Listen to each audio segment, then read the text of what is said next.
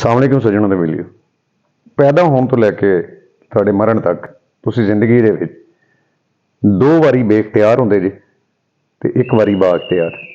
ਜਦੋਂ ਤੁਸੀਂ ਪੈਦਾ ਹੁੰਦੇ ਜੇ ਤੁਹਾਨੂੰ ਹਰ ਚੀਜ਼ ਵਾਸਤੇ ਮਾਂ-ਬਾਪ ਦੀ ਦੋ ਹੱਥਾਂ ਦੀ ਜ਼ਰੂਰਤ ਪੈਂਦੀ ਹੈ, ਉਹਨਾਂ ਦੀ ਪੂਰੀ ਮਦਦ ਦੀ ਜ਼ਰੂਰਤ ਪੈਂਦੀ ਹੈ।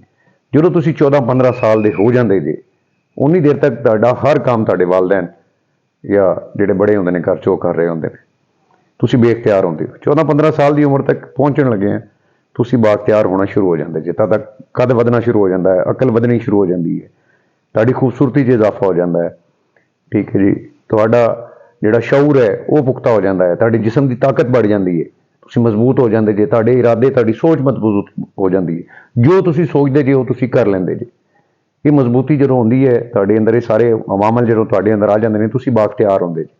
ਉਸ ਤੋਂ ਬਾਅਦ ਜਦੋਂ ਤੁਹਾਡਾ ਬੁਢਾਪਾ ਸ਼ੁਰੂ ਹੁੰਦਾ ਹੈ ਇੱਕ ਇੱਕ ਕਰਕੇ ਤੁਹਾਡੇ ਉਹ ਸਾਰੇ ਜਿਹੜੇ ਇਖਤਿਆਰ ਨੇ ਤੁਹਾਡੇ ਕੋਲ ਵਾਪਸ ਲੈ ਲਏ ਜਾਂਦੇ ਨੇ। ਜਿਸ ਤਰ੍ਹਾਂ ਬਚਪਨ 'ਚ ਤੁਸੀਂ ਬੇਇਖਤਿਆਰ ਸੀਗੇ, ਤੁਹਾਡੀ ਤਾਕਤ ਵਾਪਸ ਲੈ ਲਈ ਜਾਂਦੀ ਹੈ, ਤੁਹਾਡੀ ਪੁਖਤਾ ਸੋਚ ਤੁਹਾਡੇ ਤੋਂ ਵਾਪਸ ਲੈ ਲਈ ਜਾਂਦੀ ਹੈ, ਇਰਾਦਿਆਂ ਨੂੰ ਕਮਜ਼ੋਰ ਕਰ ਦਿੱਤਾ ਜਾਂਦਾ ਹੈ, ਸੋਚ ਨੂੰ ਵੀ ਕਮਜ਼ੋਰ ਕਰਤਾ ਜਾਂਦਾ ਹੈ, ਯਾਦਦਾਸ਼ਤ ਨੂੰ ਕਮਜ਼ੋਰ ਕਰਤਾ ਜਾਂਦਾ ਹੈ, ਤੁਹਾਡੇ ਜਿਸਮ ਦੀ ਤਾਕਤ ਵਾਪਸ ਚਲੀ ਜਾਂਦੀ ਹੈ, ਤੁਹਾਡੀ ਜਿਹੜੀ ਤਵਾਨਾਈ ਉਹ ਜਿਹੜੀ ਹੈ ਵਾਪਸ ਜਾ ਚੁੱਕੀ ਹੁੰਦੀ, ਤੁਹਾਡੀ ਖੂਬਸੂਰਤੀ ਵਾਪਸ ਜਾ ਚੁੱਕੀ ਹੁੰਦੀ।